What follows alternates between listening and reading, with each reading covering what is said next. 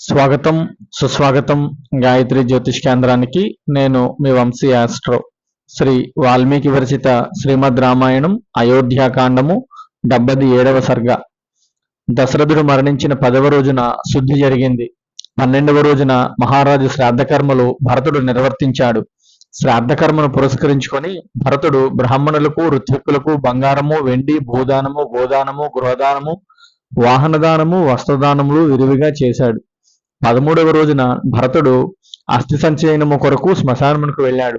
తండ్రి చితిని చూచి భరతుడు తనలో తాను ఇలా అనుకున్నాడు: తండ్రి, నన్ను నీవు రామునికి అప్పగించావు, నీవు వెళ్ళిపోయావు. రాముడు నన్ను వదిలి అరణ్యములకు వెళ్ళిపోయాడు. నేను ఒంటరిగా మిగిలిపోయాను. రాముడు అరణ్యములకు పోగా కౌసల్య నిన్ను చూచుకొని జీవించుచున్నది. ఇప్పుడు నువ్వు కూడా ఆమెను ఒంటరిని చేసి వెళ్ళిపోయావు అని పరిపరి విధాలా ఏడుస్తున్నాడు. ఆజానుబాహుడు అయిన దశరథుని కాష్టములో బూడిద చిన్న కుప్పగా పడి ఉండడం చూచి ఏడుపు ఆపుకోలేకపోయాడు. అస్థికలను ఏరుతూ కింద పడిపోయాడు. పక్కనే ఉన్న మంత్రులు భరతుణ్ణి పట్టుకున్నారు. ఇదంతా చూసిన శత్రుఘ్నునికి దుఃఖము ఆగలేదు. పిచ్చివాడి వల్ల ఏడుస్తున్నాడు.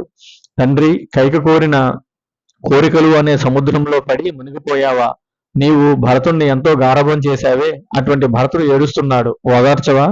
మాకు కావలసిన వస్త్రములు భోజన పదార్థములు ఏవి కావలిస్తే అవి మాకు తెచ్చి ఇచ్చేవాడివి. ఇప్పుడు మాకు ఎవరు తెచ్చి ఇస్తారు? ధర్మాత్ముడు అయిన నీవు పోగానే ఈ భూమి బ్రద్దలు కావాల్సింది. కానీ ఎందుకో అలా జరగలేదు తండ్రి.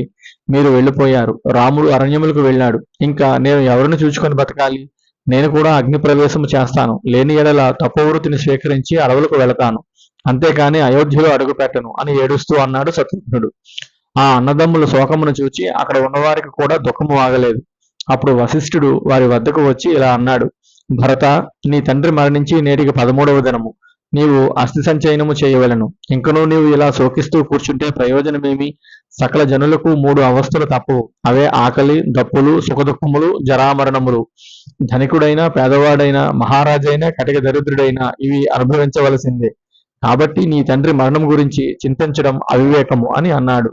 సుమంత్రుడు శత్రుఘ్నుని ఓదార్చాడు. వారి ఓదార్పు మాటలతో భరత శత్రుఘ్నులు తమ శోకమును విడిచిపెట్టారు. తదుపరి కార్యక్రమమును నిర్వర్తించారు.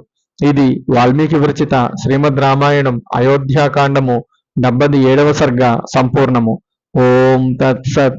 ఓం తత్సత్. ఓం తత్సత్.